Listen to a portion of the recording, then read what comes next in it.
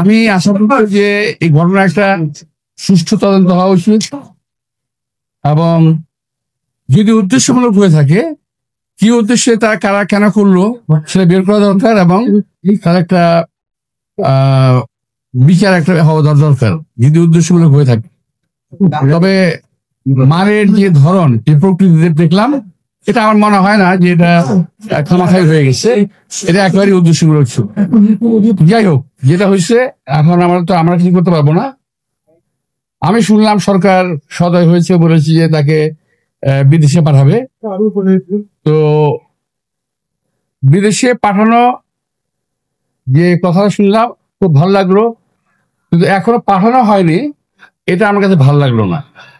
এখন আমি জানলাম বললো যে আজকে এবং গতকাল এবং আজকে বন্ধ করে দিয়েছে। এই ধরনের একটা ঘটনায় বিশেষ ব্যবস্থায় তাকে বিদেশে পাঠানোর একটা